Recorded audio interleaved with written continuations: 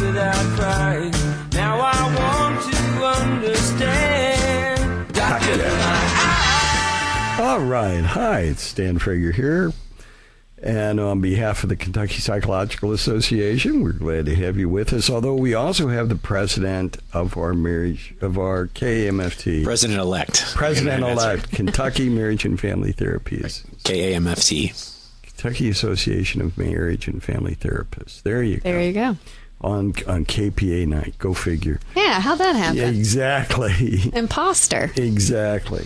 And Ms. Richardson is a licensed psychological associate, comes from Spalding University, and has 10 years experience working with low-income children. And we're talking about teenage violence. And so far we know that Kentucky gets an F when it comes to protecting our teenagers. What about the warning signs of teen dating violence? What does a parent need to be aware of? And again, the lines are open about your thoughts about teenage violence and what should we do about it? What does a parent do about it? 571-2428, 571-2428.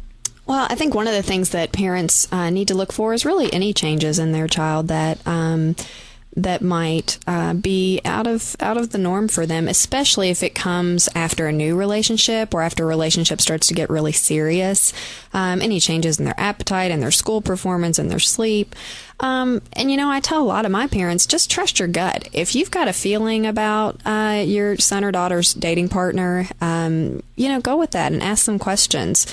Certainly, if a child is kind of secretive about them, doesn't want you to meet them, those are things to really be looking out for. Anxiety, depression, and I think what makes these could be some other symptoms. What makes it so difficult for parents are these are symptoms that mask a lot of teenagers present with for different things. So to ask specifically about the dating relationship, I think is important, as we've said earlier tonight, just that the parent knows what's going on with their child. If their child is somehow defensive or not wanting to let them know where they're going and where they're going to be, obviously that would be a red flag. Also, on the reverse, if the child is maybe sending out messages, I really don't want to go out with my boyfriend tonight. I really, I'm feeling ill, and you think, boy, they were excited about that, and now they're not. So to be able to look for that and to be able to dialogue with your teenager about why they're suddenly not as excited about going out with their boyfriend. The Center for Disease Control did some research as well that puts certain groups at a higher risk for dating violence. If your kiddo is one with poor social skills, anger management problems, drug and alcohol problems, obviously, if they don't have a lot of friends, or they have friends that are in violent relationships with their boyfriends, those are all things to be looking for as well, or all risk factors that would increase the possibility of them being in a violent relationship. If they've never been in a relationship and it's their first one, and as we said, they do not have a blueprint, also their self-esteem might be low. They might think, well, will I be able to find someone else? He gets angry and he's sometimes abusive to me, but that must mean he really cares about me. So not knowing how to get out is one thing, but also not believing that they could be attractive and get other, dates or have other friends outside of this abusive relationship. Well, again, it's something that comes on slowly. So it's seldom that it's somebody being violent on the first date. I mean, that's right. Not going to happen. It's a gradual process where they were nice to me and they were gradual about building the relationship, and then it turns more violent. Right, and further, that process may repeat, and probably will repeat, because there's going to be those periods of honeymoon where things are going great, and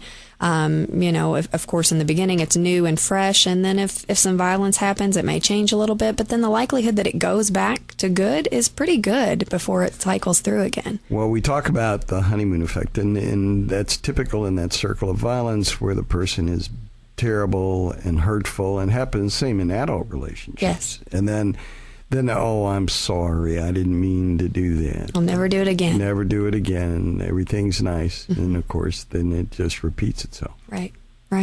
Yep.